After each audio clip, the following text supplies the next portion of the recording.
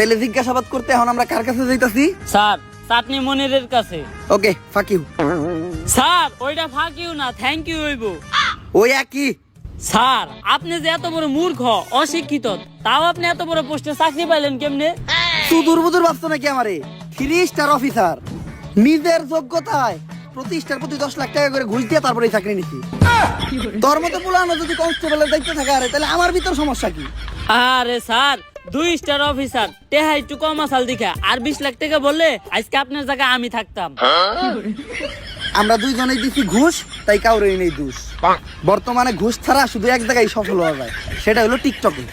Sir টিকটকে সফল হইতে গেলে ঘুষ না লাগলেও মেধা লাগে। আরে বেটা, মেধা তো আমার ভিতর ভরপুর, দেখাবো নাকি? হয়ে যাক তাহলে স্যার। ভালোবাসার আলাদা বাই ব্রাদার। ওরে বাবারে, মাথা ঘুরতাছে। স্যার কি কইলেন? কিছুই তো বুঝলাম না। বুঝি তো আমিও নাই, কর থেকে কইছি। আচ্ছা যেহেতু বুঝোস নাই, তুই যে কোনো একটা টপিক ক, ওই টপিকের উপর আমি সাকিব খানের মতো অ্যাক্টিং করে দেখাইতাছি। আচ্ছা স্যার ধরেন আপনি আপনার নানির কাছে আচার খাওয়ার লিগে 5 টাকা চাইছেন, আপনার নানির কাছে টাকা আছে, তা আপনি টাকা দেয় নাই, আপনি এখন কি করবেন? তখন আমি আমার 2 চোহে ছ্যাপ দিমু আর এই টিকটকটা বানামু। আহা নানি, নানি কত সুন্দর অভিনয় করে রে, অভিনয়ের জন্য আমার নানি সেরা রে। কি হইছে না পুরা সাকিব খানের মতো? আরে স্যার কনে সাত আর কনে পাত। তোর মতো কনস্টেবল থাকার থেকে 1 কোটি টাকা ঋণ থাকা ভালো।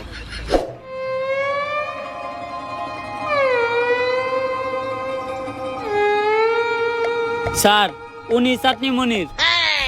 এমপির পোলার লগে তোমার কি সম্পর্ক ছিল? এমপির পোলা ভাইয়ের বন্ধু আছিল। বুঝলাম না, প্রশ্ন করলাম ওরে, উত্তর দেস তুই। তোর ভাই কথা কয় না কে?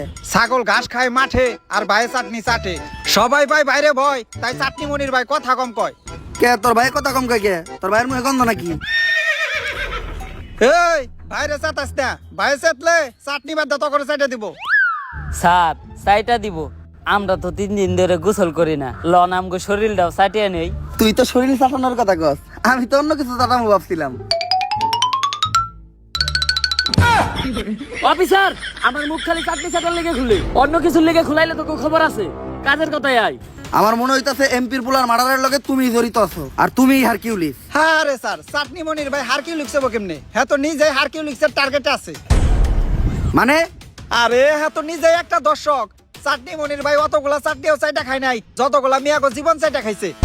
দর্শক, এই জিল্লু, হ্যান্ডকাপ নিয়ে আয়, এখনই ওরে ভিতরে বেরা দিমু। না স্যার আমি হ্যান্ডকাপ আনতে যাবো না, আমি হ্যান্ডকাপ আনতে গেলে কি লেগে জানি আসামি পালিয়ে যায়। এইবার আর কোনো চান্স নাই। ও জানে না ও কই দিছে হাত। নাম আমার ইন্সপেক্টর বরবাদ, তাড়াতাড়ি যা।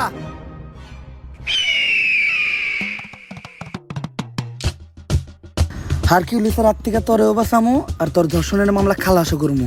কত দিবি ক? পুরা 5 দিমু। কেস সেন্সিটিভ, 5,000 কাম হইব না, মিনিমাম 50,000 দিতে হইব। আমি তো 5 লাখের কথা কইছি। Deal done. টাকা নিয়ে যে জায়গায় থাকতে গমু ওই জায়গায় থাকবি।